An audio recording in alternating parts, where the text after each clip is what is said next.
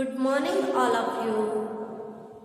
देखिए गर्ल्स, हम लोग चर्चा कर रहे थे गुप्त वंश पर। तो हम लोगों ने गुप्तों की जाति के बारे में पढ़ा और इसके अलावा हम लोगों ने गुप्तों के आदि स्थान के बारे में पढ़ा, ठीक है। और फिर हम लोगों ने गुप्त वंश के संस्थापक श्री गुप्त या गुप्त के बारे में पढ़ा कि इस वंश का जो संस्थापक था श्री गुप्त था और कुछ इतिहासकारों का मानना था कि इसका नाम गुप्त था और इसके नाम के साथ हमें महाराज राजनीतिक पदवी मिलती है, ठीक है। इसके पश्चात हम लोगों ने ये पढ़ा था कि श्री गुप्त के पश्चात उसका पुत्र घटोत्कच गद्दी पर बैठा था, ठीक है। तो घटोत्कच के नाम के साथ भी हमें महाराज की उपाधि मिलती है और घटोत्कच के समय गुप्तों के साम्राज्य में कोई खास उन्नति नहीं हुई और इतना पता चलता है कि ये श्री गुप्त का पुत्र था और इसने लगभग 320 ईस्वी तक शासन किया था, ठीक है।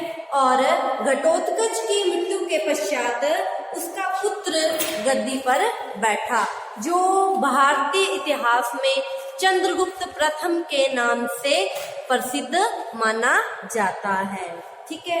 तो हम आज का हमारा टॉपिक है चंद्रगुप्त प्रथम। आज हम लोग चंद्रगुप्त प्रथम के बारे में पढ़ेंगे। तो चंद्रगुप्त प्रथम देखिए, हम लोगों ने कल ये भी जाना था कि जो श्री गुप्त था वो मगध में एक सामंत था, ठीक है। मगध के अधीन एक सामंत था, ठीक है। और चंद्रगुप्त प्रथम, आज हम चंद्रगुप्त प्रथम के बारे में पढ़ने जा रहे हैं। तो चंद्रगुप्त प्रथम ही वो पहला गुप्तों का महत्वाकांक्षी शासक था जिसने अपने गुप्त साम्राज्य को स्वतंत्र सत्ता प्रदान की। और ये क्या था, ये घटोत्कच का पुत्र था और घटोत्कच का हम उत्तराधिकारी भी कह सकते हैं कि घटोत्कच के मरने के बाद गुप्त साम्राज्य का जो उत्तराधिकारी था वो यही चंद्रगुप्त प्रथम था, ठीक है। और यही चंद्रगुप्त प्रथम है जिसके नाम के साथ हमें महाराजाधिराज की पदवी मिलती है, जो इस बात को सूचित करती है कि इसने अपने वंश को जो ये सामंत थे, अधीन थे मगध के, उससे क्या करवाया था, मुक्त करवाकर महाराजाधिराज की पदवी प्रदान करवाई और स्वतंत्र गुप्त साम्राज्य की नींव डाली थी, ठीक है। तो ये कौन था सम्राट? चंद्रगुप्त प्रथम। तो गुप्त वंश का सबसे महत्वाकांक्षी और प्रतापी सम्राट चंद्रगुप्त प्रथम। इसी को ही लोग गुप्त साम्राज्य का प्रमुख संस्थापक भी मानते हैं। क्यों? क्योंकि इसी के समय ये क्या हो गए थे, सामंत पद से मुक्त होकर महाराजाधिराज की पदवी लेकर स्वतंत्र रूप से शासन करने लग गए थे, ठीक है। तो आज हम इसी चंद्रगुप्त प्रथम के बारे में जानेंगे। तो देखिए, ये चंद्रगुप्त प्रथम कौन था, इसके बारे में इतिहासकारों में मतभेद है। इसके बारे में हमें गुप्त वंश के जो संस्थापक माने गए हैं चंद्रगुप्त प्रथम, इसके बारे में इतिहास मौन सा ही है, लेकिन डॉक्टर जेसवाल इसके बारे में हमें कहानी बताते हैं, ठीक है। तो इस कहानी को आधार मानते हुए उन्होंने क्या कहा है कि सुंदर वर्मन नाम का मगध का एक राजा था। सुंदर वर्मन नाम का मगध का एक राजा था, ठीक है, जिसके क्या था, कोई संतान नहीं थी, ठीक है।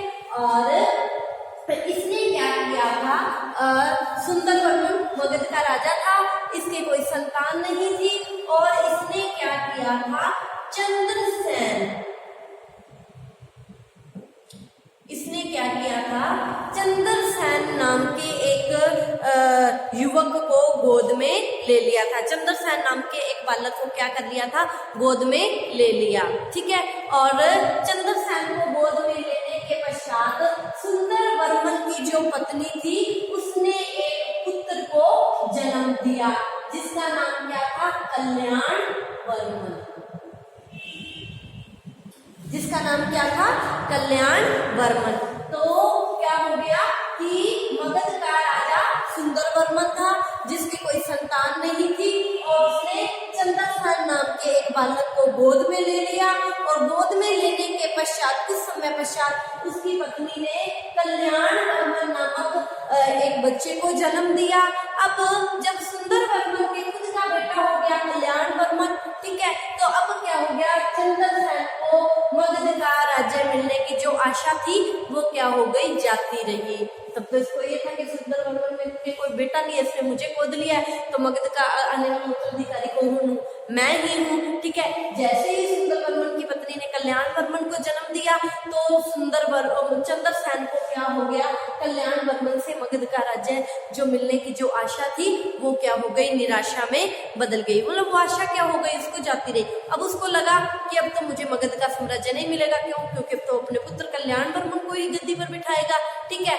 तो उस समय चंद्रसेन ने क्या किया, मगध के शत्रु लिच्छवियों की जो राजकुमारी थी जिसका नाम था कुमार देवी, इससे क्या कर लिया, विवाह कर लिया, ठीक है। किसने, चंद्रगुप्त ने। चंद्रगुप्त ने मगध के शत्रु लिच्छवियों की राजकुमारी कुमार देवी से क्या कर लिया, विवाह कर लिया, ठीक है। अब उसने इन्हीं लिच्छवियों की सहायता से सुंदर वर्मन को क्या कर दिया, मार दिया और सुंदर वर्मन को मारकर गद्दी क्या कर ली, हथिया ली। मगध की गद्दी क्या कर ली, हथिया ली। क्यों, क्योंकि अभी कल्याण वर्मन तो छोटा था, ठीक है। तो इसने क्या किया, लिच्छवियों के साथ मिलकर क्या किया, मगध पर आक्रमण किया और सुंदर वर्मन को मारकर मगध की गद्दी हथिया ली, ठीक है। और ये जो जायसवाल है ये इसी चंद्रसेन को ही चंद्रगुप्त मानते हैं कि चंद्रसेन जिसकी ये कहानी मिलती है, कल सुंदर वर्मन को मारकर ये गद्दी पर बैठ गया, यही वो चंद्रगुप्त प्रथम था, ठीक है। लेकिन बहुत सारे इतिहासकार हैं जो इस मत को या इस कहानी को स्वीकार नहीं करते, ठीक है। लेकिन फिर भी कुछ अंश तक ये कहानी सत्य प्रतीत होती है। देखिए ये कहानी हमें सत्य प्रतीत कैसे होती है, चंद्रगुप्त प्रथम के जो हमें सिक्के मिले हैं उन सिक्कों पर एक तरफ तो क्या है, चंद्रगुप्त प्रथम और कुमार देवी की मूर्ति अंकित है, ठीक है। और सिक्के के दूसरी तरफ सिंह पर सवार दुर्गा बैठी हुई है और जिसके नीचे क्या लिखा हुआ है, लिच्छविय नमः लिखा हुआ है, ठीक है। तो चंद्रगुप्त प्रथम के ये जो सिक्के मिले हैं जिसमें कुमार देवी और चंद्रगुप्त की एक तरफ मूर्ति है और दूसरी ओर सिंह पर सवार दुर्गा और नीचे क्या लिखा हुआ है, लिच्छविय नमः लिखा हुआ है। ये भी सोच संकेत करते हैं कि चंद्रगुप्त के लिच्छवियों के साथ वैवाहिक संबंध थे, ठीक है। इसके अलावा देखिए जो चंद्रगुप्त प्रथम का बेटा था समुद्रगुप्त, ठीक है, तो जो समुद्रगुप्त है वो अपने आप को लिच्छविय दोहितर कहकर पुकारता है, मतलब लिच्छवियों का दोहिता। लिच्छवियों का दोहिता मतलब वो कुमार देवी का बेटा था और उसके पिता चंद्रगुप्त ने कुमार देवी से विवाह किया होगा या लिच्छवियों से वैवाहिक संबंध स्थापित किए होंगे, तभी वो अपने आप को लिच्छविय दोहितर कहकर संबोधित किया है, ठीक है।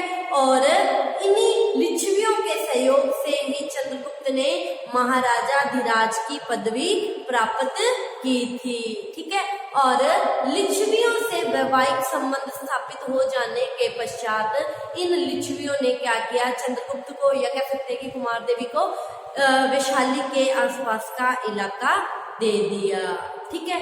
और ये चंद्रगुप्त जो प्रथम था ये 320 से 328 ईस्वी तक इसने शासन किया था, ठीक है।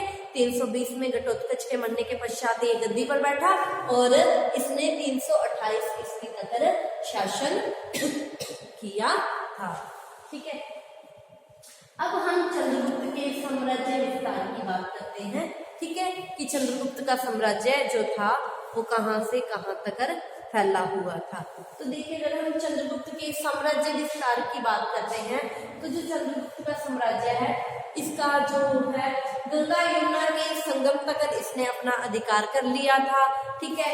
इसके अलावा उत्तर पश्चिम, दक्षिण पश्चिम, बिहार और वैशाली भी इसी के साम्राज्य के अंतर्गत आते थे।